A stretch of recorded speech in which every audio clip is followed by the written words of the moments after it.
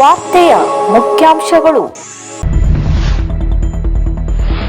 ಮುಖ್ಯಮಂತ್ರಿ ಸಿದ್ದರಾಮಯ್ಯ ಅವರಿಂದ ಪದಕ ಸ್ವೀಕರಿಸಿದ ಪಿಎಸ್ಐ ರಾಜಕುಮಾರ್ ಉಕ್ಕಲಿ.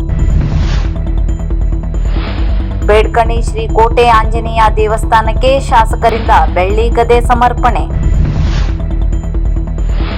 ಸರಾಯಿ ಕುಡಿಯಲು ಹಣ ನೀಡದ ಅಳಿಯನನ್ನೇ ಕೊಂದ ಮಾವನಿಗೆ ಜೀವಾವಧಿ ಶಿಕ್ಷೆ, ತೀರ್ಪು ನೀಡಿದ ಕಿರಣ್ ಕಿಣಿ. ಅರಣ್ಯ ಭೂಮಿ ಹಕ್ಕಿಗೆ ಸರ್ಕಾರದ ನೀತಿ ಅವಶ್ಯ, ಶ್ರೀ ರಂಭಾಪುರಿ ಸೋಮೇಶ್ವರ ಜಗದ್ಗುರು.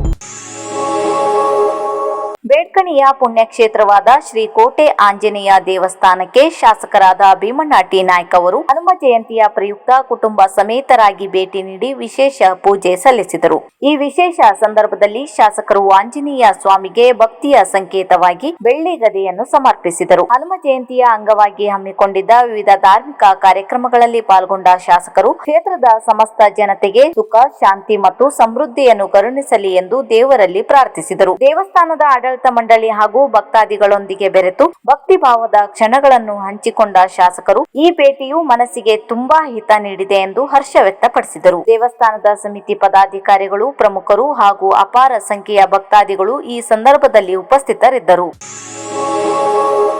ಶಿರ್ಸಿ ಮಾರ್ಕೆಟ್ ಠಾಣೆಯ ಕ್ರೈಂ ಪಿಎಸ್ಐ ರಾಜಕುಮಾರ್ ಉಕ್ಕಲಿ ಅವರಿಂದು ಬೆಂಗಳೂರಿನಲ್ಲಿ ಮುಖ್ಯಮಂತ್ರಿ ಸಿದ್ದರಾಮಯ್ಯನವರಿಂದ ಪ್ರತಿಷ್ಠಿತ ಮುಖ್ಯಮಂತ್ರಿ ಪದಕ ಸ್ವೀಕರಿಸಿದರು. ಈ ಸಂದರ್ಭದಲ್ಲಿ ಗೃಹ ಮಂತ್ರಿ ಜಿ ಪರಮೇಶ್ವರ್ ಇತರರು ಉಪಸ್ಥಿತರಿದ್ದರು.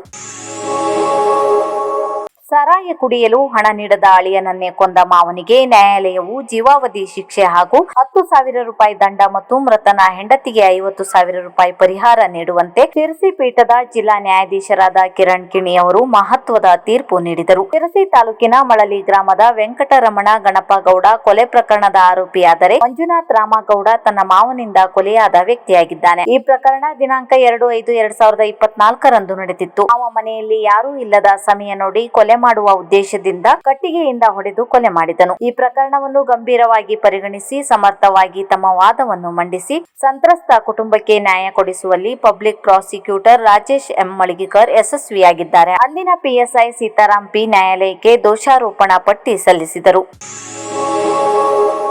ಶಿರಸಿ ಅರಣ್ಯ ಭೂಮಿ ಹಕ್ಕಿಗೆ ಸಂಬಂಧಿಸಿದ ಸರ್ಕಾರದ ನೀತಿ ಅವಶ್ಯ, ಅರಣ್ಯ ಭೂಮಿ ಹಕ್ಕಿಗಾಗಿ ಕಾನೂನು ಜಾಗೃತ ಹಮ್ಮಿಕೊಂಡಿರುವುದು ಅರಣ್ಯವಾಸಿಗಳ ಪೂರಕವಾದ ಕಾರ್ಯ ಎಂದು ಶ್ರೀ ರಂಭಾಪುರಿ ಡಾಕ್ಟರ್ ವೀರ ಸೋಮೇಶ್ವರ ಜಗದ್ಗುರು ಅವರು ಹೇಳಿದರು. ಅವರು ಚಿಕ್ಕಮಗಳೂರು ಜಿಲ್ಲೆಯ ಎನ್ಆರ್-ಪುರ ತಾಲೂಕಿನ ಬಾಳೆಹೊನ್ನೂರು ಪೀಠದಲ್ಲಿ ಜಾಥಾದ ಅಂಗವಾಗಿ ರಾಜ್ಯ ಅರಣ್ಯ ಭೂಮಿ ಹಕ್ಕು ಹೋರಾಟಗಾರರ ವೇದಿಕೆಯು ಮುದ್ರಿಸಿದ ಕಾನೂನು ಜಾಗೃತಕರ ಪತ್ರ ಬಿಡುಗಡೆಗೊಳಿಸುತ್ತಾ ಮೇಲಿನಂತೆ ಹೇಳಿದರು. ಈ ಸಂದರ್ಭದಲ್ಲಿ ಅರಣ್ಯ ಅತಿಕ್ರಮಣದಾರರ ವೇದಿಕೆಯ ಅಧ್ಯಕ್ಷ ರವೀಂದ್ರ ನಾಯ್ಕ ಇತರರು ಉಪಸ್ಥಿತರಿದ್ದರು.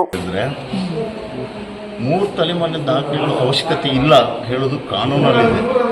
ಗುಜರಾತ್ ಹೈಕೋರ್ಟ್ ಆರ್ಡರ್ ಮಾಡಿದೆ, ಕೇಂದ್ರ ಸರ್ಕಾರ ಆದೇಶ ಮಾಡಿದೆ.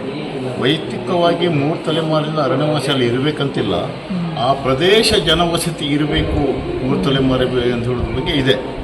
ಅದಕ್ಕೆ ನಾವೇನು ಮಾಡಿದ್ವಿ,